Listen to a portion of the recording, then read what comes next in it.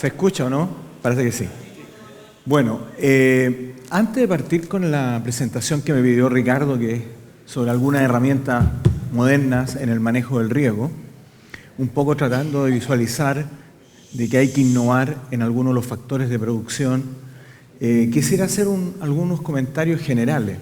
Uno, que para enfrentar el tema del agua tenemos tres caminos. Uno, sencillamente aumentamos los recursos, capturamos nuevas fuentes de agua. No es fácil desalinizar o nuevas fuentes de agua, cada vez eso va haciendo más estrecho. Ese es un camino para enfrentar el problema del agua.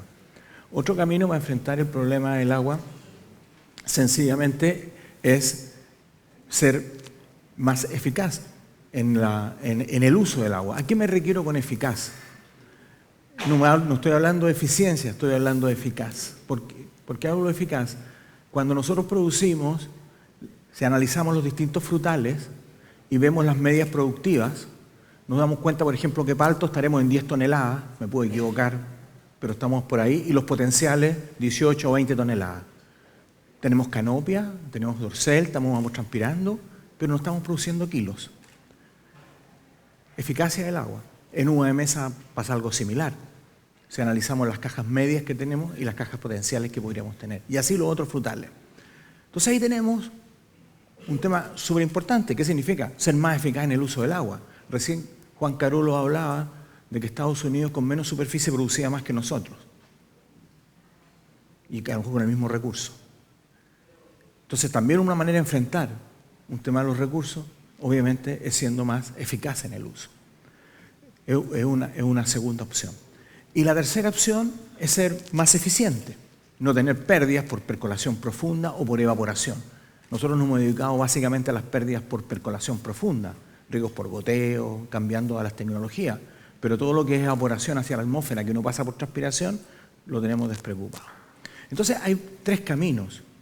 Un camino que sería nuevas fuentes de agua, otro camino que sería más eficaz, aumentar la productividad por metro cúbico aplicado, y otro camino que sería tratar de tener menos pérdidas en el sistema. Yo lo que voy a enfocar la presentación es, en el fondo, en tratar de ser más eficaz y más eficiente en el uso del agua. No en nuevas fuentes de agua, que sería un camino, pero yo creo que cada vez es más estrecho. Ese es un primer pensamiento.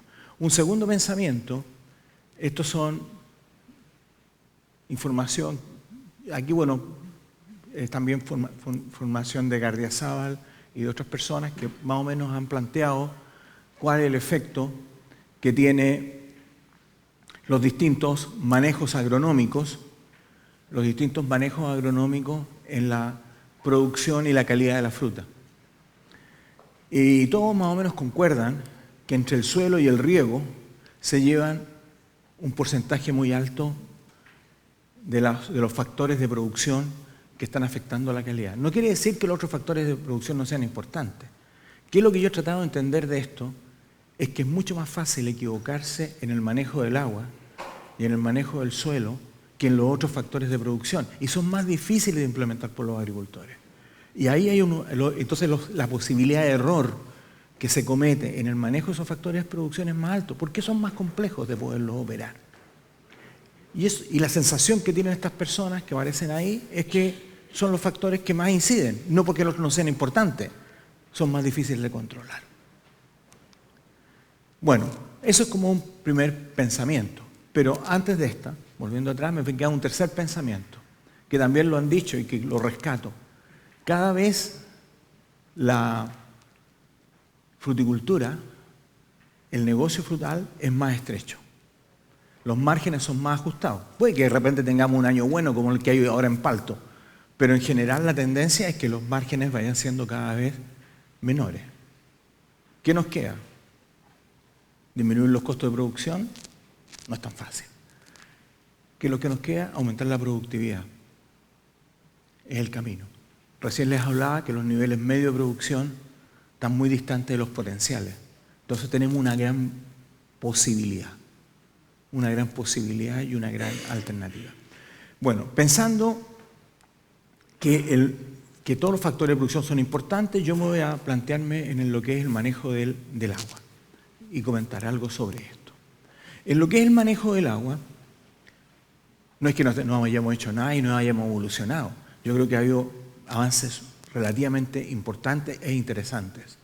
Por ejemplo, el modelo de manejo de riego que hoy día usa la mayoría de los fruticultores. Yo creo que la mayoría de los que son productores y están acá, de alguna manera quizás lo utilizan, que es un modelo muy simple, que a lo mejor no lo reconocen exactamente con estos mismos términos, pero indirectamente lo están usando. Un modelo que permite conocer cuánto las plantas evapotranspiran a la atmósfera a través de conociendo los datos climáticos, la evapotranspiración de referencia. Algunos tienen bandejas en los campos, otros usan estaciones, otros usan datos históricos, pero en general usan esa información la mayoría de la gente, usan las estaciones de FDF o de INEA, etc. Información la utilizan, tienen coeficientes de cultivo y saben cuánta agua se está evaporando en la atmósfera. Por ejemplo, 5 milímetros día. Por otro lado, dentro de este modelo, también saben cuánta agua almacenan en el suelo. Uno va a los campos frutales y le pregunta a los regadores y a veces a los productores, ¿cuántos milímetros es este cuartel? 15 milímetros. ¿Cuánto es este otro cuartel? 20 milímetros. ¿Cómo eso lo obtienen? Bueno, con las constantes hídricas del suelo, la profundidad del sistema radicular, cuánta área mojan, y este es un factor de agotamiento que es propio de cada especie. Y por otro lado, dentro del modelo tenemos la eficiencia. Si nuestro equipo es ineficiente, tendremos que regar más porque tenemos más pérdidas. Es un modelo simple, que determina frecuencia y tiempo de riego. Es muy sencillo. Y eso es lo que están usando la mayoría de los productores en forma indirecta. Algunos conscientes que están utilizando y otros inconscientemente, pero lo están usando. Un porcentaje muy alto de la fruticultura del país utiliza este modelo. ¿Cuál es el problema? Que este modelo es imperfecto. Es súper bueno, es un gran avance, pero es imperfecto. ¿Por qué? La evapotranspiración, ¿tenemos seguridad que corresponde a la que estamos utilizando del campo? La estación puede estar mal, puede que tengamos una ladera norte y sur dentro del campo, la evapotranspiración es diferente. Puede ocurrir sencillamente que la estación meteorológica la que tengamos instalado, pero los instrumentos los tengamos descalibrados. Por lo tanto, el ET0 que estamos utilizando es una aproximación, puede que no sea perfecta. Los coeficientes de cultivo. Los que son palteros usan 0,7, 0,75. Los que trabajan con uva usarán un coeficiente en primavera, otro media estación y lo van variando. Pero entre un cuartel y otro usan los mismos coeficientes de cultivo. Si la distancia de plantación en palto es 6 por 4 o 2,5 por 2,5, los coeficientes de cultivo son los mismos. Si yo tengo un cuartel con más vigor y otro con menos vigor por problemas de suelo, los coeficientes de cultivo que uso son los mismos. Por lo tanto, este modelo tiene otros efectos. Podemos estar aplicando agua en exceso o deficitaria y a veces sin tener situación. Hay algunas alternativas de control que la gente intenta para mejorar estos programas, pero tenemos esos problemas. El agua es fácilmente aprovechable, la estimamos, 15 milímetros, 20 milímetros con esto, pero si la profundidad radicular nos equivocamos, es un poco más profundo, menos profundo, donde están las raíces trayendo agua, tenemos error en definir cuánto es el agua que el suelo almacena dentro de nuestro programa. Y la eficiencia, bueno, ¿para qué decir? También podemos tener errores en saber cuál es la eficiencia de nuestro equipo de riego. Por lo tanto, este modelo que permite y hace un acercamiento muy bueno al manejo, no quiere decir que no sea malo y que no, tiene imperfecciones y nos lleva a tener aplicaciones excesivas o aplicaciones deficitarias en determinadas situaciones. Y cuando estamos trabajando en el escenario antes planteado, donde queremos no estar con la media, sino que estar en los niveles de potencial de productivos y usando el agua mucho más eficiente y teniendo más kilos por metro cúbico, obviamente que tenemos que intentar mejorar este esquema. En este mejoramiento, nosotros hemos estado haciendo algunos trabajos y hemos estado haciendo algunos avances que les quiero compartir y creo que por allá debiera ir el camino. Un primer avance es que estamos instalando y tenemos estaciones que son de balance de energía. Las tenemos puestas en la parte alta, media y bajo del valle, tanto lo hemos hecho en Palto y también en Uva de Mesa. Obviamente es un trabajo que está en evolución, pues todavía falta que vaya en mejora. Estas estaciones no son una estación meteorológica, son un poquito más complejas. Tienen anemómetros sónicos, tienen IRGA que hacen balance de CO2, o sea, son estaciones que hacen balance de energía y permiten conocer cuál es la evapotranspiración real y los coeficientes de cultivo. ¿Cuál es el aporte de esto? Que estos coeficientes de cultivo los podemos relacionar con el área de sombreamiento o con el NDVI que nos puede dar una fotografía de satélite. Por lo tanto, podemos tener coeficientes de cultivo que son variables dependiendo del dorsal o de la distancia de plantación que tengamos. Y por lo tanto podemos ajustar nuestros programas que hablábamos anteriormente, por lo menos los coeficientes de cultivo. Podemos calcular los NDVI, bueno, hay unos errores ahí, el NDVI, y nosotros tenemos relaciones entre el NDVI y los coeficientes de cultivo o el área de sombreamiento, dependiendo de lo que queramos usar. Pero la idea nuestra es trabajar con NDVI. ¿Qué es lo que estamos haciendo? Tenemos una plataforma, ya la tenemos, toda la quinta región ya la tenemos operativa. Lo que nos falta son los dineros para poderla tener en forma disponible para todos los agricultores. Estamos tratando de conseguir esos fondos, de que esta plataforma pueda estar operativa. ¿Qué es lo que nos permite? Por ejemplo, aquí tenemos 3 huertos y tenemos los NDVI de cada huerto del 2014 a la fecha. Lo que nos permite, obviamente, tener los coeficientes de cultivo de cada uno. Ya les voy a mostrar un poco más, pero aquí es donde tenemos las estaciones de balance de energía y lo estamos relacionando con los coeficientes de cultivo, los NDVI. Por ejemplo, acá aparece, en el caso de palto, ya les mostré lo de uva. En el caso de palto tenemos relaciones entre los NDVI y los coeficientes de cultivo de zona. Esto también está en evolución. Queremos tener más puntos para tener una ecuación y poder usarla de mejor manera. Pero ya hay avances que se podrían perfectamente utilizar. ¿Cuál es la idea? Esta es la plataforma que tenemos desarrollada, que ya se puede luego quizás, como le digo, disponer si tenemos los recursos para poder mantener y subiendo cada 7 días imágenes de satélite y cada 7 días el NDVI. Aquí, por ejemplo, hay 2 huertos en los Andes de uva de mesa. Hay uno y acá hay otro. El NDVI totalmente distinto. Este tiene un NDVI cercano a 0,8 y este tiene un NDVI cercano... Este es de 2014 a la fecha. Sabemos la historia. Quizás los suelos son muy distintos y obviamente el vigor de las plantas son totalmente diferentes. Aquí los coeficientes de cultivo para este periodo deberían ser 1,2 y aquí 0,9, según las relaciones que nosotros tenemos. Entonces, alguien perfectamente con las coordenadas UTM puede pinchar su campo en una hectárea y le puede decir cuál es su canopia, cómo ha ido evolucionando en el tiempo el NDVI, si el huerto va hacia arriba o hacia abajo, qué problemas tiene, y poder tener una estimación del coeficiente de cultivo. Nosotros ya tenemos las fotos satelitales montándolas permanentemente, pero lo que no tenemos son los recursos para asegurar que lo podemos mantener en el tiempo. O sea, podríamos tenerlo para la mayoría de los cultivos de la quinta región, porque ya lo tenemos montado. El tema es poderlo. O sea, estamos en las puertas de poder tener esta tecnología para entrar a ajustar lo que son los coeficientes de cultivo dentro de los modelos que antes estábamos planeando. Esa es una opción, una posibilidad de nuevas herramientas tecnológicas para mejorar el manejo del riego, ¿no? Y nuestros programas de manejo. Otra forma son los sensores, que ya hablaba Juan Carolus de sensores. Yo les voy a hablar un poquito más, quizás para darle un poco más, algún grado más de información. En el caso de los sensores de humedad, es otra alternativa para mejorar los programas de riego antes mencionados. ¿Para mejorar qué? La ET0, los coeficientes de cultivo, para mejorar el agua almacenada, que podemos que no la conozcamos en el suelo, o la eficiencia del equipo de riego. ¿Cuál es la idea de estos instrumentos? Que no sirven para regar, sirven para controlar o adecuar los programas de manejo de riego antes mostrados. ¿Por qué no sirven para regar? Por varias razones. Primero, que si yo quisiera regar con sensores y tengo un campo muy grande o mediano, yo no puedo estar a los regadores esperándolos de brazos cruzados para indicarle cuando el sensor riegue que vayan a regar. Yo tengo que tener un programa y lo que puedo hacer con los sensores es ir mejorando ese programa, pero no puedo estar esperando que los sensores me indiquen para yo mandar a la gente a trabajar. Es un problema, porque si no operaría y el campo se transformaría en un caos. Segundo, tendría que llenar el campo de sensores, lo cual es costoso y mucha información que me sería complicado poder manejar. Y el tercer caso que puede ocurrir es que el sensor quede mal instalado, no son perfectos, son instrumentación, y si yo no tengo un elemento de control como el programa y el sensor, no me voy a dar cuenta muy tarde. Entonces, los sensores en términos generales, como pensamiento, no son para regar, son para ajustar esos programas que yo les decía que tienen imperfecciones. Y el otro elemento para control de gestión.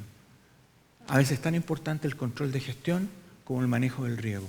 porque muchas veces lo que creemos que tenemos que hacer no se está haciendo o no se hace.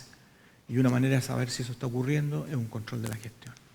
Entonces estos modelos podemos con un sistema de control con sensores mejorar estos aprontes, que también los podemos mejorar con el NDI, ¿no?, que les mencionaba anteriormente, este factor. Pero con los sensores podemos ajustar también todo esto que está acá.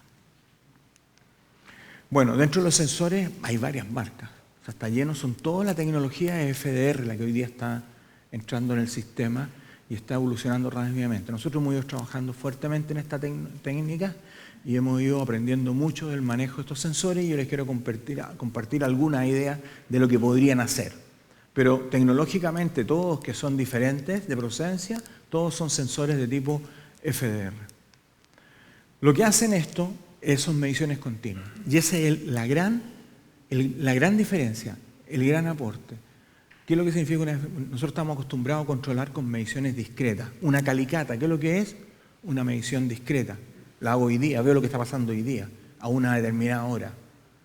Con un tensiómetro, lo que estoy midiendo a las 9 de la mañana, la humedad que el suelo tiene. ¿Qué es lo que me hacen esto? Me miden en forma continua, cada 30 minutos o el tiempo que yo le indique, una hora o menos. Lo que yo le estoy indicando de tiempo hace medición. Entonces, ¿qué es lo que tengo? Una cantidad de información que es totalmente distinta y me permite tener un mucho mejor diagnóstico y una mejor cantidad de información para poder tomar decisiones. Entonces, el gran cambio de estos usos de sensores es que pasamos de mediciones discretas a mediciones continuas. Aquí en esta gráfica que está acá, podemos ver en el tiempo, aquí hay 3 días, esto es radiación. ¿Qué significa el azul?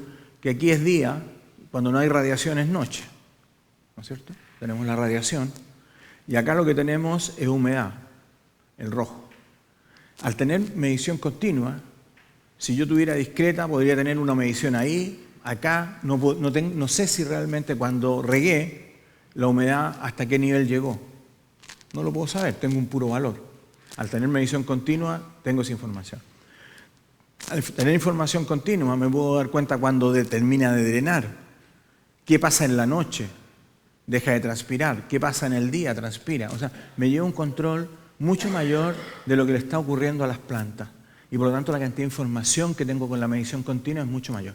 Cuando las plantas dejan de transpirar porque hay cierre estomático, obviamente aquí yo estoy transpirando mucho más o disminuyendo la humedad en el suelo mucho más y aquí disminuye. ¿Qué significa eso? Que hubo cierre de estomas. ¿Por qué? Por falta de agua o porque la radiación disminuyó. En este caso no disminuyó la radiación, hubo cierre de estomas por falta de humedad. Bueno, yo les dije que los sensores no servían para regar, que servían para ajustar programas de riego principalmente. ¿Qué es lo que ocurre? Los sensores, por ejemplo, para que puedan entender lo que les voy a contar de aquí adelante, que son unas pocas láminas, estas gráficas. Lo verde es una sonda a 20 centímetros de profundidad. Lo rojo es una sonda a 40 y lo azul es una sonda que está puesta a 60 centímetros de profundidad. Esto es en La Cruz, aquí muy cerca, entre mayo y agosto, entre el periodo de lluvia. En el periodo de lluvia los programas de manejo de riego no nos tienden a operar. ¿Por qué? Porque tenemos la componente de lluvia y dentro del balance es súper difícil tener un programa no sabiendo cuándo va a ocurrir la lluvia. Por lo tanto, los programas de manejo que les mostré anteriormente funcionan súper bien en el periodo de verano. Pero en el periodo invernal tenemos una componente que es la lluvia que nos complica. Y cuando tenemos ascenso capilar por una napa, peor todavía. Entonces, en el periodo invernal los sensores son súper importantes porque los programas no nos tienden a funcionar bien. Y podemos darnos cuenta perfectamente en qué minuto tenemos que entrar con un riego si es necesario. Aquí, por ejemplo, muestra, este año fue bastante bien distribuida las lluvias, a diferencia de lo que ocurrió en otros minutos, esto fue el 2012. Y aquí podemos entrar perfectamente solamente con un riego, en el momento oportuno. No tuvimos exceso ni tuvimos déficit. Y usamos los recursos en forma adecuada, porque podíamos haber aplicado agua, haber dañado el sistema radicular y después haber regado en primavera, perdemos el agua, no tenemos raíces y no tenemos transpiración y al final no convertimos esa agua en kilos. Entonces, aquí vemos un efecto, una cosa concreta donde es útil un sensor que es en la parte invernal, donde es muy difícil entrar en otros periodos. Otro tema, otro TIC que puede ser interesante. Volvemos a plantear verde 20 centímetros, rojo 40, azul una sonda de 60. 100 es capacidad de campo y 0 es punto de machetez permanente. ¿Dónde también es importante un sensor? El inicio del riego en primavera. ¿Qué es lo que nos pasa en primavera? En primavera nos pasan varias cosas. Uno, que no tenemos los equipos a veces arreglados para partir el riego. Y nos estamos demorando la partida y cada vez se nos va secando el suelo y se nos seca más allá de lo que nos quisiéramos muchas veces. ¿Qué es lo que ocurre en primavera? Que muchas veces estamos esperando la lluvia, cuando va a correr la última lluvia y no regamos, se nos seca más allá de la cuenta el suelo. Y tercero, tenemos las horas punta. Tenemos 12 horas para poder regar. Tenemos horas punta o menos horas, dependiendo del programa que tengamos. Entonces, ¿qué es lo que nos ocurre en primavera? Que generalmente partimos con el suelo bastante más seco de lo que lo normal. Por lo tanto, si partimos el programa de riego que tenemos planeado normalmente, en forma normal, vamos a estar siempre secos. No vamos a lograr porque estamos reponiendo que lo que las plantas evapotranspiran solamente. Entonces necesitamos llenar el suelo a capacidad de campo antes de partir nuestros programas. Los sensores pueden ser súper importantes para saber un suelo franco arcilloso. Es muy difícil saber si el suelo está a capacidad de campo o no viéndolo manualmente. Con el sensor nos damos cuenta si este valor llega a esa humedad o no. Y aquí podemos ver como aplicaciones de distintos niveles. Primero, apenas movió la sonda verde de 20 centímetros. Un riego posterior ya logró que la sonda verde subiera a capacidad de campo. Un tercer riego ya logró que las 3 sondas llegaran a capacidad de campo y el suelo quedó a capacidad de campo y ya pudo partir con el programa de riego. Si no tuviera sondas, me sería bastante más difícil. Hay gente que con experiencia lo logra, pero las posibilidades de errores pueden ser mayores. Bueno, con las sondas también podemos ajustar tiempo y frecuencias de riego. Me están cortando ya el tiempo, por lo tanto voy a hacer un resumen fuerte. Aquí lo que ocurre es que hay un programa de riego donde la evapotranspiración eran 5 milímetros y la retención de humedad 15 milímetros. Eso fue lo que se planeó como programa, de acuerdo a lo que les mostré inicialmente del modelo. ¿Qué es lo que se dio cuenta con los sensores? Que apenas se estaba sacando agua y gran parte del agua se estaba perdiendo en profundidad en la sonda azul.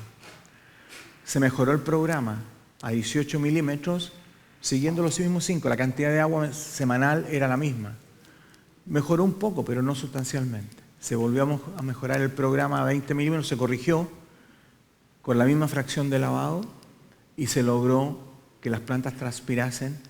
Aplicando la misma agua, logramos que las plantas transpiraran y no perdiéramos agua en profundidad como estábamos perdiendo acá. Luego acá se aumentó la fracción de lavado por un periodo porque teníamos problemas de sales. ¿Para qué sirven los sensores entonces? Para poder ajustar los programas anteriormente. El agua fácilmente aprovechable, los coeficientes de cultivo o la eficiencia.